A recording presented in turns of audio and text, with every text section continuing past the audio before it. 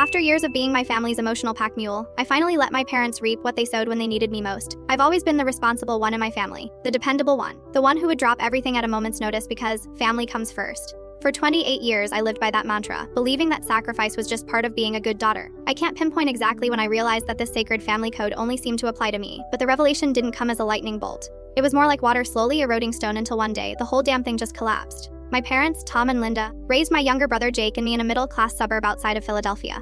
From the outside, we looked like the perfect American family. Dad worked in insurance sales, Mom was a part-time receptionist at a dental office, and us kids were involved in sports and got decent grades.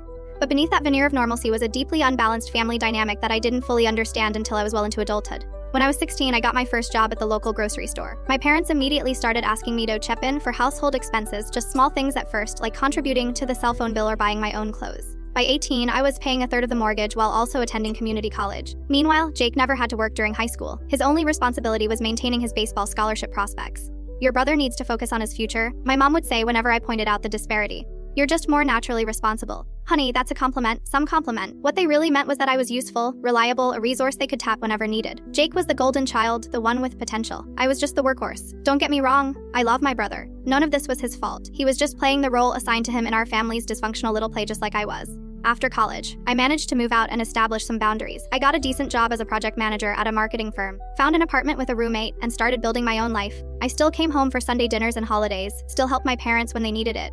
Signing for a new car when my dad's credit was shot, helping my mom set up her new fund, the usual stuff. But I had my own space now, my own life. Then, 3 years ago, everything changed when Jake got diagnosed with stage 3 Hodgkin's lymphoma. I still remember getting the call. It was a Tuesday evening in October, and I was making dinner in my apartment when my phone lit up with Jake's name. "Hey, what's up?" I answered, cradling phone between my ear and shoulder as I stirred pasta sauce. There was a long pause, and then Jake's voice, unnaturally small, says, "I need to tell you something." The tremor in his voice made me put down the wooden spoon. "What's wrong?" "I went to the doctor last week about this lump on my neck. They did some tests." His voice cracked. "It's cancer. Hodgkin's lymphoma." The world seemed to stop. Jake was only 25. He just finished his master's degree and started his first real job. This couldn't be happening.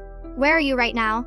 I asked, already turning off the stove. "At my apartment. Mom and Dad were here earlier, but they couldn't really handle it." Dad started talking about how he couldn't afford to help with medical bills, and Mom just kept crying. "They left about an hour ago." Of course they did. In that moment, I wasn't even surprised. "I'm coming over." I said, "Have you eaten?" "I'll bring food." That night, as Jake and I sat on his couch eating takeout that neither of us really tasted, we talked through what was ahead. 6 months of chemotherapy to start with, possible radiation after that, weekly blood tests, regular PET scan, a port insertion surgery scheduled for the following week. "I don't know how I'm gonna manage all this and keep my job," Jake said, staring blankly at the wall. "I just started there. I don't have enough sick days or vacation time." "We'll figure it out," I promised, though I had no idea how, one step at a time. I called my parents the next morning to coordinate how we'd support Jake through treatment. That's when I got the first real indication of how things were gonna go. "Oh honey, you know your father and I just aren't equipped for this kind of thing?"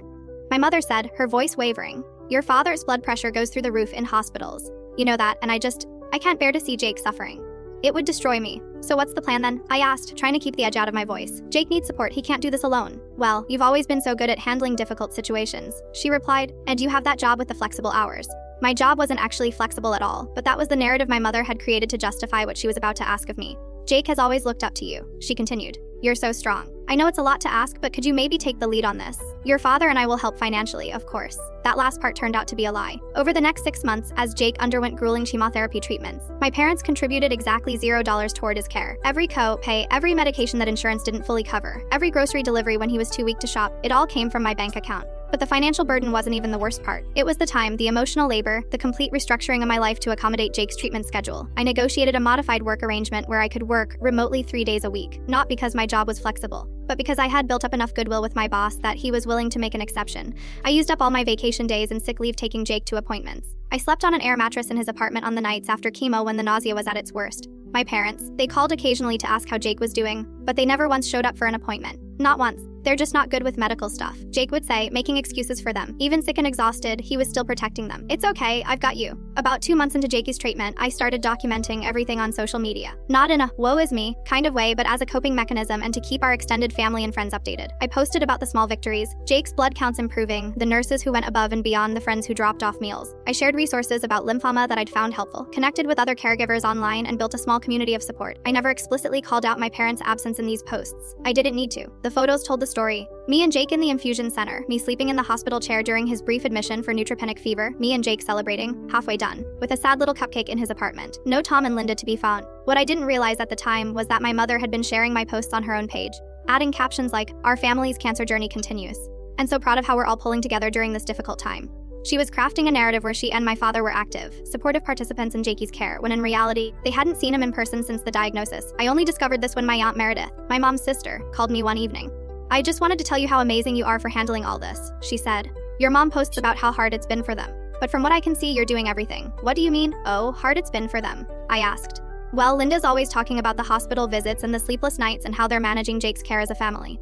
But in all the photos, it's just you and Jake." I felt like I'd been punched in the stomach. While I was running myself ragged caring for my brother, my parents were collecting sympathy points on Facebook. I confronted my mother the next day. "Mom, Aunt Meredith seems to think you and Dad have been actively helping with Jake's treatment." There was a pause on the line. "Well, we have been helping. Emotionally. We're his parents. This has been incredibly difficult for us, Di. Difficult for Yao Yu." I couldn't keep the incredulity out of my voice. "You haven't been to a single appointment. You haven't spent one night with him when he's been sick. You haven't contributed a dime toward his medical expenses." "That's not fair," she snapped. "Your father and I are dealing with this in our own way. We can't all be as clinical about these things as you are. Some of us feel things very deeply." The implication that I wasn't feeling things deeply because I was actually showing up for Jake made something snap inside me, but I swallowed my rage. Jake needed me stable and focused, not embroiled in family drama. "Just, please stop implying that you're actively involved in Jake's care. It's disrespectful to what he and I are going through." "I would never," she protested, but I could hear the defensiveness in her voice. She knew exactly what she was doing. After 6 months of chemotherapy, Jake got the news we'd been praying for. He was in remission. The PET scan showed no evidence of disease. We still had follow-up appointments and scans to contend with, but the most intense part of treatment was over. The day we got the news, I took Jake out for a proper celebration dinner, his first real meal out since starting treatment. His hair was just starting to grow back, a soft fuzz covering his head, and some color had returned to his face. As we clinked glasses of sparkling ciders, alcohol was still off limits with his recovering liver. I felt a weight lift from my shoulders. "I couldn't have done this without you," Jake said, his eyes shining with tears. "Seriously, sis. You put your whole life on hold for me. That's what family does." I replied automatically, then caught myself. "Well, that's what family is supposed to do anyway." Jake gave me a sad smile. "Yeah, I get it now. I always knew Mom and Dad played favorites. But I thought when it really mattered, they'd step up." "Me too," I admitted. "But hey, we made it through, and now you can focus on recovery and getting back to your life." What I didn't say was that I was also looking forward to getting back to my life. I'd been trading water professionally for 6 months. My social life had withered to almost nothing, and my savings account was depleted. I needed to rebuild, but my parents had other plans. The day after Jakey's all clear scan, my mother organized a celebration of healing party at their house. She invited extended family, neighbors, church friends, about 40 people in total. Jake and I found out about it 3 days before it was scheduled to happen. "We want to celebrate Jake's recovery as a family," my mother said when she called to inform me of the party. "Everyone's been so supportive throughout this journey. They want to see him and celebrate with us." I bit my tongue to keep from pointing out that there had been no's during Jake's treatment. But Jake wanted to go. These were people who had been sending him cards and well wishes after all, so we agreed to attend. The party itself was surreal. My mother had decorated the house with blue and white balloons, lymphoma awareness collars, which she'd clearly researched for the occasion, and put together a photo collage of Jake's cancer journey. Most of the photos were ones I'd posted online, but she'd carefully selected images where she or my father were present, mostly from before his diagnosis or from the rare occasions when they'd visited him at his apartment, never at the hospital or clinic. As guests arrived, my parents positioned themselves as the gracious hosts who had weathered this terrible storm. My mother kept her arm around Jake, introducing him to people as our warrior, while my father shook hands solemnly and accepted condolences for what the family had been through. I stood off to the side, nursing a glass of cheap champagne, watching this performance with a growing sense of disbelief. Then my mother's friend Susan approached me. "Your parents are just amazing," she gushed. "Linda was telling me how your father drove Jake to every single chemo appointment so Jake wouldn't have to go alone. Such dedication!" I nearly choked on my drink. "Oh," she said that. Susan nodded earnestly. "And how they took turns staying overnight at the hospital when he had that fever. Linda said she didn't sleep for 3 days. Parents will do anything for their children, won't they?" Before I could respond, my mother appeared at Susan's side, linking arms with her. "Are you telling tales about me?" she asked with a laugh, shooting me a warning glance. "Just saying what an inspiration you and Tom have been," Susan replied. "The way you've supported Jake through all this. It's what family is all about." "Well, we all did our part," my mother said magnanimously, nodding in my direction. "Even Sarah helped when she could, didn't you, dear?"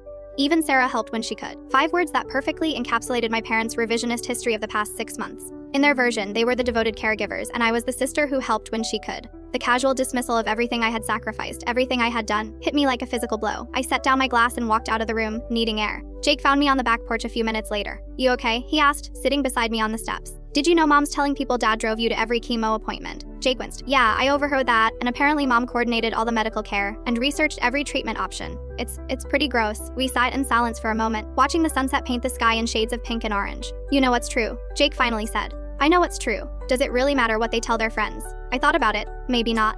But it matters that they're taking credit for work they didn't do, for sacrifices they didn't make. It matters that they're erasing what actually happened. Jake nodded slowly. Yeah, it does matter. He bumped his shoulder against mine. For what it's worth, I'll never forget what you did for me. Never. We rejoined the party eventually, but I kept my distance from my parents for the rest of the evening. I smiled for photos, accepted congratulations for Jake's recovery, and played the dutiful daughter role one last time. But something had fundamentally shifted inside me. I was done being the family pack mule.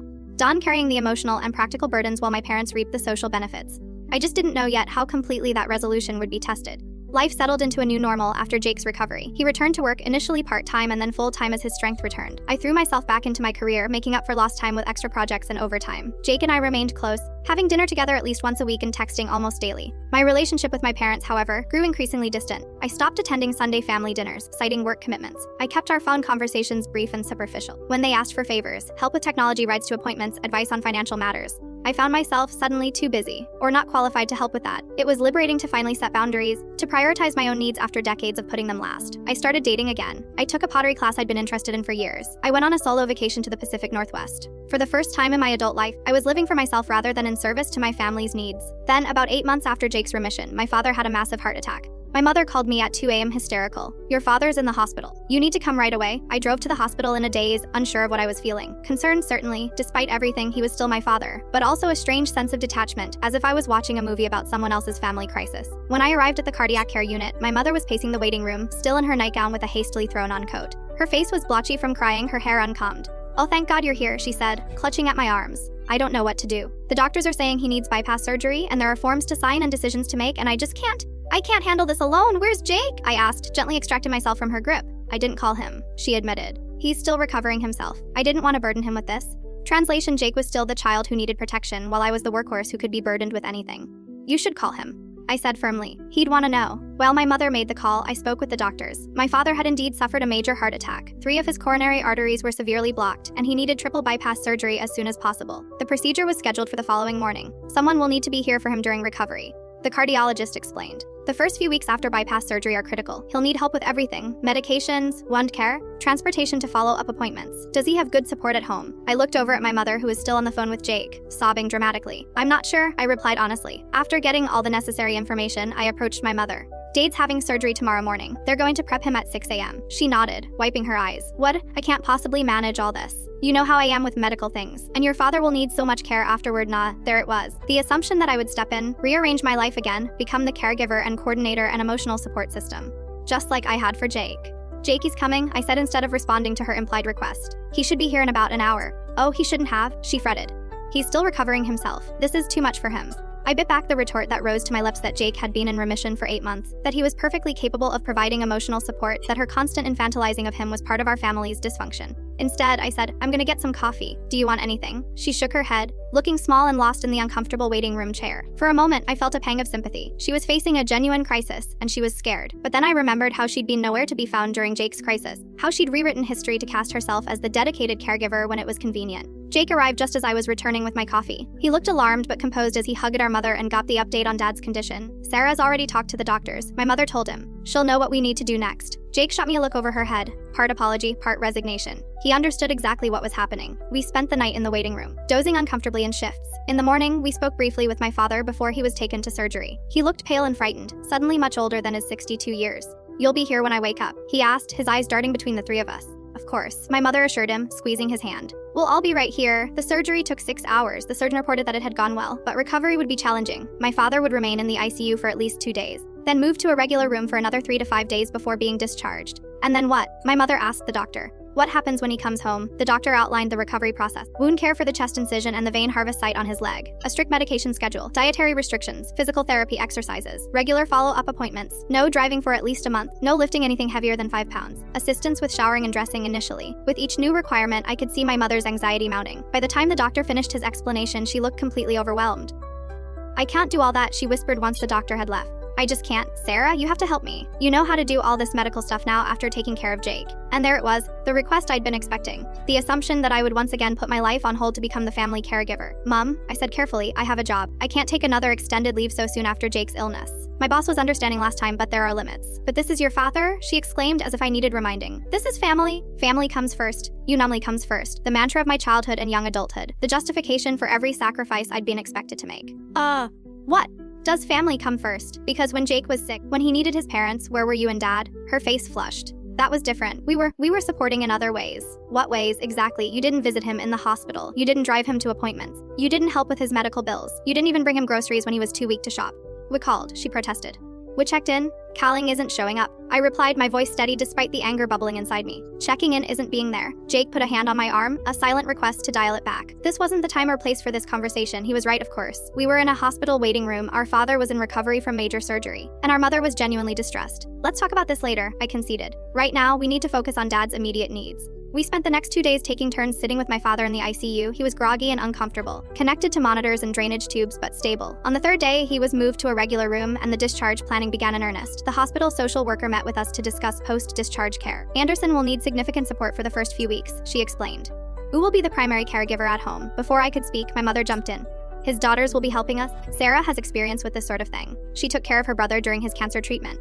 The social worker turned to me. Is that correct? You'll be providing care? I felt 3 pairs of eyes on me, the social workers, professional and assessing. My mother's, expectant and demanding, and Jake's understanding and sympathetic. In that moment, I had a choice. I could fall back into the familiar pattern, sacrifice my needs for my families, be the responsible one yet again. Or I could finally, truly break the cycle. I took a deep breath. No, I said firmly. I won't be the primary caregiver, my mother gasped. Sarah, I'm happy to help coordinate home health services. I continued, addressing the social worker rather than my mother, and I can visit regularly to check in. But I work full-time and I live 45 minutes away. I can't provide day-to-day care. The social worker nodded, making notes. That's perfectly understandable. There are several options we can explore for in-home support. My mother was staring at me as if I'd grown a second head. But you have to help. You know how to do all this. You did it for Jake. Where were you when Jake needed care? I asked, no longer willing to sidestep the issue. Where were you and Dad when he was going through chemo, when he was sick and scared and needed his parents? That was different, she insisted. Your father and I just aren't good with medical things. You know that. And yet now you expect me to be good with medical things for Dad. Funny how that works. Jake cleared his throat. Maybe we should discuss this privately, he suggested, nodding toward the social worker who was trying to appear engrossed in her paperwork. There's nothing to discuss, I said. I'm not going to be Dad's primary caregiver. I'll help where I can, but I'm not putting my life on hold again. The social worker, clearly sensing the tension, suggested we take some time to consider our options. She left a packet of information about home health services, visiting nurses, and other support resources. As soon as she was gone, my mother turned on me. I can't believe you're abandoning your father like this. After everything we've done for you. What exactly have you done for me, Mom? I asked, genuinely curious about her perspective. Because from where I'm standing, I've been the one doing for this family since I was a teenager. We gave you a home, we raised you, and this is how you repay us, by refusing to help when we need you most. I looked at Jake, who gave me a small nod of support. He knew the truth of our family dynamic better than anyone. When Jake needed you most, I said quietly, you were nowhere to be found. You left him to face cancer. He would have had no one. Whoever there in spirit, my mother protested. We were praying for him every day. Prayers don't drive people to chemotherapy. I replied, prayers don't hold back hair during vomiting episodes. Prayers don't pay medical bills. So this is revenge, she demanded. You're punishing your father for what you perceive as our failings with Jake. This isn't revenge, I said. This is me finally setting boundaries. This is me saying that I matter too. My life matters. My time matters. My career matters. Family should come first, she insisted. Family should be reciprocal, I countered. Family should mean everyone contributes, everyone sacrifices when needed, everyone shows up. Not just one person carrying the load while others make excuses. My mother turned to Jake, clearly hoping for an ally. Jake, tell your sister she's being unreasonable. Your father needs her? Jake sighed. Mom, Sarah's right. You and Dad weren't there for me when I needed you. You can't expect her to drop everything for Dad now when you weren't willing to do the same for me. My mother's face crumpled. For the first time, I think she realized that both of her children were united in their assessment of her parenting. Both of us had seen through the facade. So what am I supposed to do? She asked, her voice small. I can't do this alone. I don't know how. You have options, I said, softening slightly. There's home health care, there are visiting nurses, there are meal delivery services. I'll help you set it all up. I'll check in regularly. But I won't be the primary caregiver. But we can't afford all that, she protested. You have health insurance, I pointed out, and savings, and if necessary, you can downsize. Sell the house, move into something more manageable. Sell the house, it's our home. Sometimes we have to make difficult choices, I said, echoing the words she'd used so often when asking me to sacrifice for the family. Sometimes we have to prioritize what really matters. She stared at me for a long moment, then turned and walked out of the room without another word. Jake let out a low whistle. Well, that went about as well as could be expected. I'm sorry if that makes things harder for you, I said, suddenly worried that my stand would result in more pressure on him. He shook his head. Don't apologize. You said what needed to be said. And don't worry about me. I'm not stepping into your old role. I'll help where I can, but I'm not becoming their caregiver either. Over the next few days, with the help of the hospital social worker, we arranged for my father's discharge. My mother reluctantly agreed to hire a home health aide who would come for 4 hours each day to assist with medical care and personal needs. I set up medication delivery from the pharmacy and arranged for grocery delivery. Jake and I created a schedule where we would each visit twice a week to check in and help with anything urgent. The day my father was discharged, my mother remained cold and distant toward me. As the nurses went through the discharge instructions, she pointedly directed all her questions to Jake as if I wasn't even there. When it was time to leave, I approached my father's wheelchair. "I'll be by on Thursday to check on you," I told him. "Call if you need anything before then." He looked up at me, his face still pale but his eyes clear. "Your mother told me what you said, about not helping." "That's not exactly what I said," I corrected gently. "Said I wouldn't be your primary caregiver. I'm still here. I'm still helping." He nodded slowly. "I'd understand, and I think I owe you an apology." That caught me off guard. My father had never been one to apologize for anything. When Jake was sick, he continued, "I was scared. I've never been good with illness. But that's no excuse. I should have been there for him. For both of you." I didn't know what to say. This acknowledgement, however belated, was more than I had expected. "Thank you for saying that. I finally managed. I hope you can forgive me someday," he said. "And I hope you know that I'm proud of you. You're stronger than I've ever been." My mother, overhearing this exchange, pressed her lips into a thin line but said nothing. As they left the hospital, my father in a wheelchair pushed by an orderly, my mother trailing behind with his belongings, I felt a strange mix of emotions. Relief that I had finally stood my ground. Sadness for what our family could have been. Hope that maybe, just maybe, my father's brush with mortality had given him some perspective. Jake put his arm around my shoulders as we watched them go. "You did the right thing," he said, for all of us. In the months that followed, our family found a new equilibrium. My father's recovery progressed slowly but steadily. The home health aide turned out to be a godsend. A no-nonsense woman named Darlene who managed my mother's anxiety and my father's stubbornness with equal skill. I kept my promise to visit twice a week, bringing groceries and helping with paperwork. Jake did the same. We were present and supportive, but on our own terms. We were no longer allowing ourselves to be exploited or taken for granted. My mother eventually thawed toward me, though our relationship remained strained. She never apologized outright, but she stopped making passive-aggressive comments about my abandonment of the family. I think she realized that the alternative to my limited help was no help at all. My father, on the other hand, underwent something of a transformation. His brush with death seemed to have shifted something fundamental in his worldview. He became more reflective, more appreciative of the people around him. He started saying thank you when I brought groceries or helped him with his exercises. Small things, but meaningful. One day, about 6 months after his surgery, he asked me to help him with his computer. As I showed him how to set up video calls, he said, "I've been thinking a lot about what you said in the hospital, about family being reciprocal." I nodded, not sure where he was going with this. "You were right," he said simply. "Your mother and we took advantage of you. We expected too much and gave too little. I'm sorry for that." I felt tears prick at the back of my eyes. "Thank you for saying that. Dad, I can't change the past," he continued. "But I want you to know that I see you now. I see how strong you are, how capable. And I'm grateful for everything you've done for this family, even when we didn't deserve it. It wasn't a perfect healing of all the wounds of the past, but it was something. A recognition, an acknowledgement. And for now, that was enough." My relationship with my mother never quite reached the same level of reconciliation. She remained defensive about her choices, unwilling or unable to acknowledge how her actions had affected Jake and me. But even she had to adapt to the new reality where I was no longer at her beck and call. The most surprising development came 3 months later, when Jake announced that he'd accepted a job offer in Seattle. It was a great opportunity, better pay, more responsibility, a chance to work with a company whose values aligned with his own. But it meant moving across the country, away from our parents and away from me. "I'm really excited about it," he told me over dinner at our favorite Thai restaurant. "But I'm worried about leaving you to deal with Mom and Dad alone." I reached across the table and squeezed his hand. "Don't be. This is your life, Jake. You should go where the opportunities are. I've got things handled here." He studied my face. "Are you sure? Because I've been thinking. Maybe you should come with me." I laughed, assuming he was joking. "Right? Just pack up my whole life and move to Seattle." "Why not?" he asked, completely serious. "Your company has an office there, doesn't it? You've mentioned it before." He was right. My firm did have a Seattle office.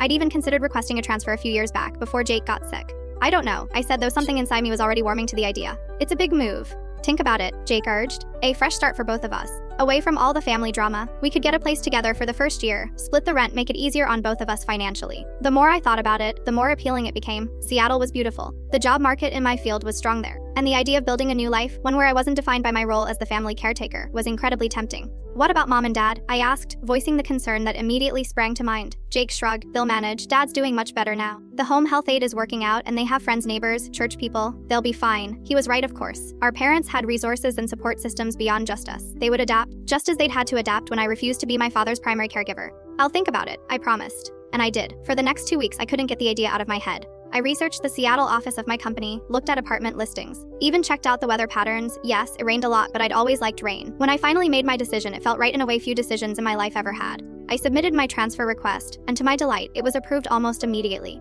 My boss in Philadelphia was sad to see me go but understood my desire for a change.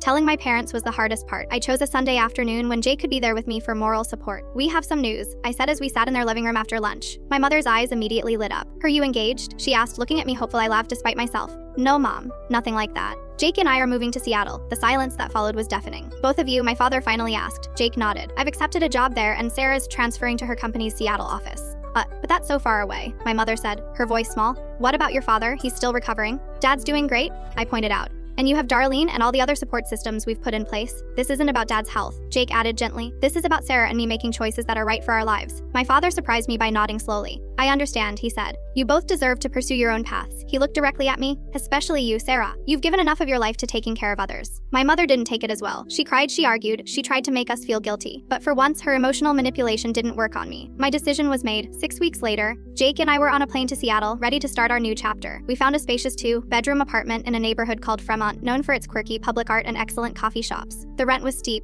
but splitting it made it manageable for both of us. Those first few months were some of the happiest of my life. I threw myself into my new role at work, making connections and taking on challenging projects. Jake thrived at his new job. On weekends, we explored our new city together, hiking in the nearby mountains, taking ferry rides to the islands in Puget Sound, discovering hole-in-the-wall restaurants with amazing food. We talked to our parents regularly, video chatting once a week. My father continued his recovery, eventually returning to work part-time. My mother adjusted to our absence, though she never missed an opportunity to mention how much she missed us, or how difficult certain tasks were without us there to help. About a year after our move, Jake met someone, a kind, thoughtful woman named Ellie who worked as an environmental scientist. As their relationship grew serious, he eventually moved in with her, though we still got together for dinner at least once a week. I missed having him as a roommate, but I was happy for him, and I was doing well on my own too. I'd made friends at work and through a hiking group I joined. I'd even started dating again, nothing serious yet, but it was nice to have that part of my life back after putting it on hold for so long. One evening as Jake and I were having dinner at a waterfront restaurant, he raised his glass in a toast. "To new beginnings," he said, smiling. I clinked my glass against his. "To new beginnings? You know," he said after taking a sip. "I was thinking about something today. Do you remember what Mom used to always say? Family comes first?" I nodded. How could I forget? I think she was right in a way, Jake continued. Family should come first. But she had the wrong definition of family. Family isn't just who you're related to by blood. It's the people who show up for you. The people who put your needs on equal footing with their own. The people who love you without trying to control you. By that definition, I said, you're my family. The only real family I've ever had. He reached across the table and squeezed my hand. Same here, Sess. As we sat there, watching the sunset paint the sky in shades of pink and gold over Elliott Bay, I felt a sense of peace that had eluded me for most of my life. I had finally broken free of the toxic patterns that had defined my family of origin. I had set boundaries, made choices based on my own needs and desires, and built a life that was truly mine. It hadn't been easy. There had been guilt, doubt, and difficult conversations. There had been tears and arguments and sleepless nights. But on the other side of all that was freedom, the freedom to define family on my own terms, to give without depleting myself, to love without being exploited. My phone buzzed with a text from my mother. "Call me when you can. Dad's having some issues with his medication." A year ago, that message would have sent me into a spiral of anxiety and obligation. Now, I simply made a mental note to call her tomorrow during my lunch break, when I could give the conversation my full attention without disrupting my evening. "Everything okay?" Jake asked, noticing my expression. "Yeah," I said, putting my phone away. "Everything's fine," and for the first time in my life it truly was.